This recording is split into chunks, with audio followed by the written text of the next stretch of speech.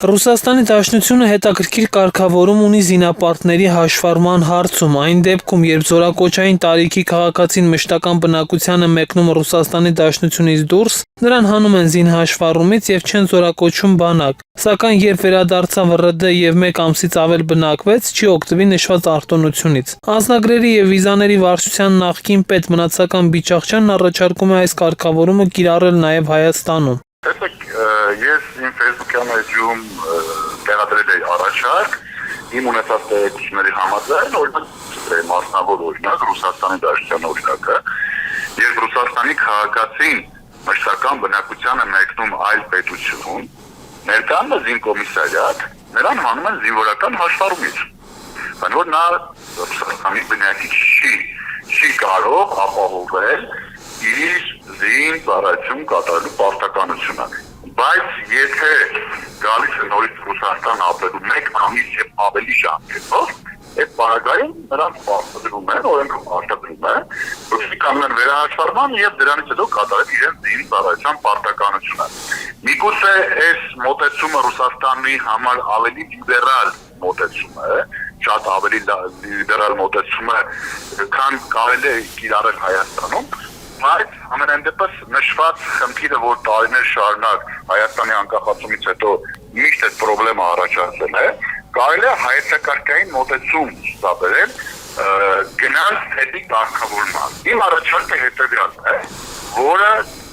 մասնավոր խնդիրներից է բխել միշտ։ Անձը ծնվում է այդ պետությունում, դիցուկ Ռուսաստանի Դաշնությունում։ Նրա ծնվելու պահին երկու ծնողները համարվում են եւ Հայաստանի քաղաքացիներ, եւ Ռուսաստանի քաղաքացիներ։ Սահմանադրությունը եւ օրենքն ասում է, եթե ծնվում է Հայաստանի քաղաքացիներից երեխա անկախ որտեղ է ծնվում, նա համարվում է Հայաստանի քաղաքացի։ Բնականաբար արական սերի քաղաքացիների համար հետագայում 15-16 տարեկանից հետո հարց առաջանում զին հաշվառման կանգնելու եւ ծառայության հետ կապված պարտականություն իրացնելու համար։ 16 տարեկանից հետո ես որ հարց առաջանում արդեն ստանա վավերական անձնագիր, բայց անձը ամբողջ կյանքը բնակվել է այդ պետությունում, նա չի կարող ապահովել իրավունքը ստանալ հայկական անձնագիր, այնտեղ օրինական ապրի, աշխատի կամ դիմի քաղաքացիություն դադարեցնի, որտեղ Հայաստանի քաղաքացիական դադարեցումը ոչնչոց է հանդիսանում տվյալ պետությունում որոշակի պաշտոն ստանալու համար եւ տարիներ շարունակ ինքը խնդրի առաջ կանգնում։ Միևնույն է, մենք իրեն չենք կարող զորակոչել, որովհետեւ ինքը Հայաստանում չբնակվելով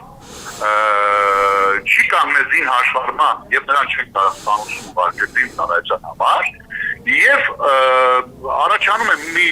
շրջապատուղից, որտեղ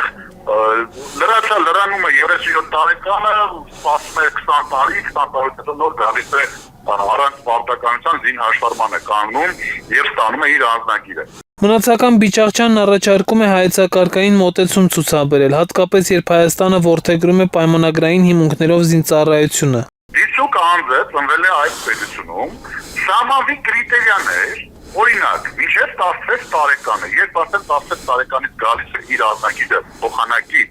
ստանա անձնագիր, որ արդեն զին հաշվառում է պարտադրվում, սահմանվեն նորմեր 16 տարվա մեջ, չգիտեմ, 10 տարի, 15 տարի,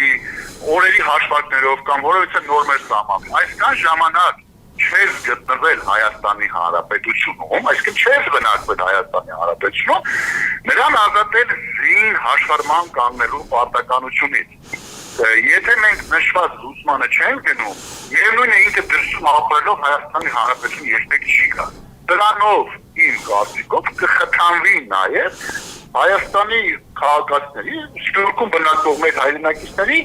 անխոչնդոտ Հայաստան գալ, հայրենիքը տեսնելու, հարազատներին տեսակցելու, նրանց